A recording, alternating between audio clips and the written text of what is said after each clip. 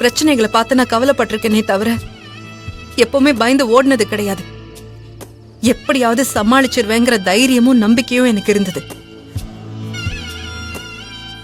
ஆனா இப்ப கொஞ்ச நாளா என் வாழ்க்கையில எனக்கோ இல்ல என்னை சுத்தி இருக்கிறவங்களுக்கோ வர பிரச்சனைய பார்த்தா எனக்கு தைரியம் கொஞ்சம் கொஞ்சமா உடைஞ்சு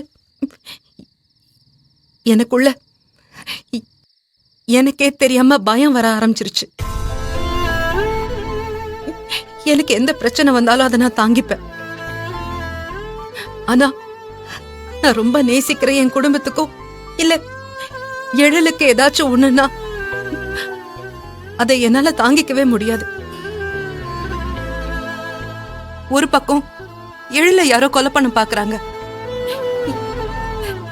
இன்னொரு பக்கம் எழில என்கிட்ட இருந்து பிரிச்சு அவனை கடத்தி கொல்ல பாக்குறாங்க.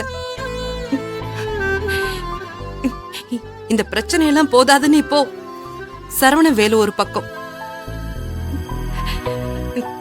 திரும்புற திசையெல்லாம் பிரச்சனை மட்டும்தான் மிஞ்சி இருக்கு. இந்த பிரச்சனைக்கெல்லாம் முடிவுதான் என்ன? இது நாள் வரைக்கும் நான் எனக்குன்னு இத பண்ண அத பண்ணுன்னு நான் உன்கிட்ட கேட்டதே கிடையாது. என் குடும்பத்துக்காக மட்டும்தான் நான் எல்லாமே கேட்டிருக்கேன். நான் அதேதான் இப்பவும் கேக்குறேன்.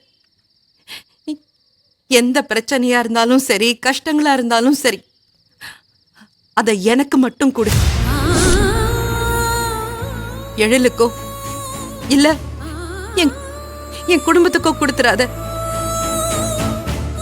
அவங்களுக்கு ஏதாவது ஒண்ணுன்னா என்னால தாங்கிக்க முடியாது. இப்ப நான் என்ன பண்ண போறேன், எப்படி இந்த பிரச்சனையில இருந்து வெளியே வர போறேன்னு எனக்கு ஒண்ணுமே புரிய மாட்டேங்குது. நான் இந்த ஊருக்கு வந்தது உனக்கு பொங்கல் வச்சு படைக்கிறதுக்காக மட்டும் இல்ல. எந்த ஊர்க்காரங்க என் அப்பாவை பத்தி தப்பா நினைச்சிட்டு இருக்காங்களோ, என் அப்பா தான் அவங்களோட பணத்தை ஏமாத்திட்டு போயிட்டாருன்னு அவர் மேல பழி சுமத்தினாங்களோ, அவங்க எல்லாருக்கும் எங்க அப்பா மேல எந்த தப்பும் இல்ல, அவர் நேர்மையான நல்ல மனுஷன்,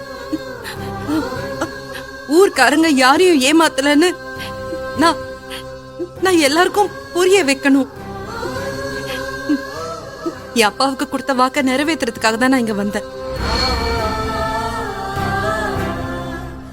ஆனா இருக்கிற சூழ்நிலையில நான் எதை பத்தி யோசிப்பேன்? என் அப்பாவுக்கு நான் கொடுத்த வாக்க நிறைவேற்றுவேனா, இல்ல எழில என்கிட்ட இருந்து பிரிக்க நினைக்கிற என் அத்தை கிட்டையும் இல்ல தீபிகா கிட்டையும் நான் போராடுவேனா, இல்ல என் தம்பி தங்கச்சி கனவை நிறைவேற்றுறதுக்காக நான் போராடுவேனா?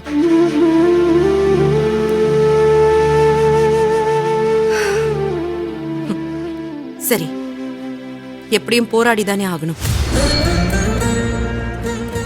நான் உன்னை மட்டும்தான் நம்பிட்டு இருக்கேன். எழிலையும் என் குடும்பத்தையும் எந்த ஒரு தீய சக்தியும் நெருங்காம நீதான் பாத்துக்கணும். அடுத்த வருஷம் இதே தேதியில நான் இந்த ஊருக்கு வந்து எல்லாருக்கும் சேர வேண்டிய பணத்தை திருப்பி கொடுத்து என் சபதத்தை நான் நிறைவேற்றணும். அதுக்கு நீதான் அருள் புரியணும் கடவுளே.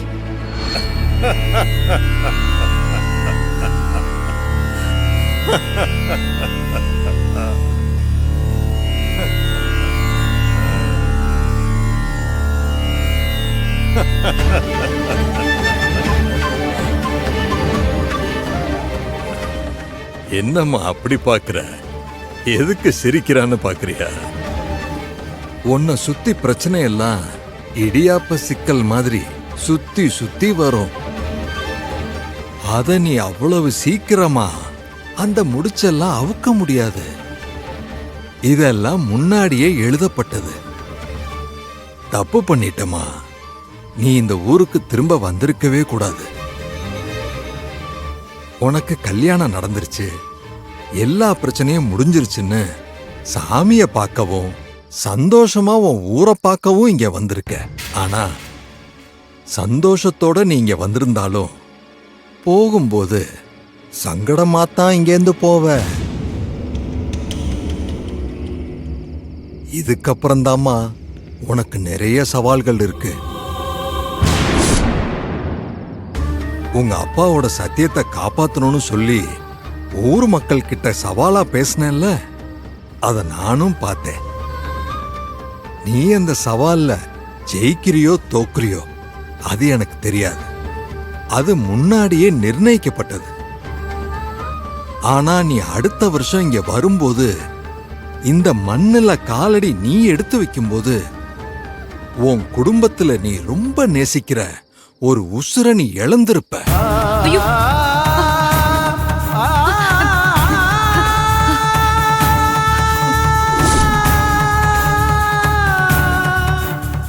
ஐயா, என்ன சொல்றீங்க? ஆமாமா, அதுதான் விதி. அது யாரா வேணாலும் இருக்கலாம். உன் அம்மாவா இருக்கலாம், உன் அண்ணனா இருக்கலாம், உன் அண்ணியா கூட இருக்கலாம். ஏன் உனக்கு தாலி கட்டின உன் புருஷனா கூட இருக்கலாம். ஆனா ஒரு உசுறு போறது உறுதி.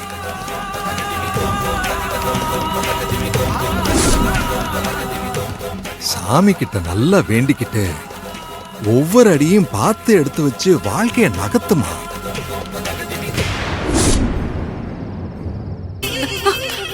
ஐயோ! ஐயோ! என் குடும்பத்துல இருக்கிற யாருக்கும் எதுவும் ஆயிடக்கூடாதுன்னு தான் நான் பல வருஷமா போராடிட்டு இருக்கேன். ஒரு உயிரே போயிடுமா? ஐயோ! ஐயோ! யாருக்கு என்ன வரப்போதனே தெரியலையே. அப்படி நீ ஒரு உயிரை எடுக்கணும்னா நீ ஏன் உயிரை எடுத்துக்கோ. வேற யாருக்கும் எதுவுமே ஆயிடக்கூடாது. விதியை யாராலையும் மாத்தி எழுதிட முடியாதுமா. கடவுளோடைய திருவிளையாடல் படி நடக்குமே தவிர அத மாத்தி எழுதிட முடியாது.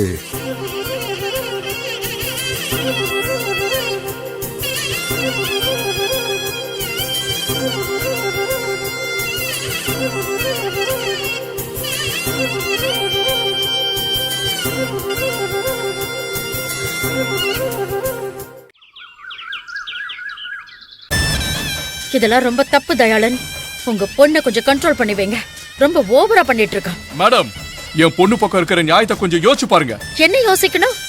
அவன் அந்த கிராமத்துக்கு போய் என் பையனை தேடி போய் கொல்ல பாத்திருக்கான். இதெல்லாம் எவ்வளவு பெரிய தப்பு. என்ன தைரியம் இருந்தா அவ என் பையனை கொல்ல ஆள் அனுப்புவா.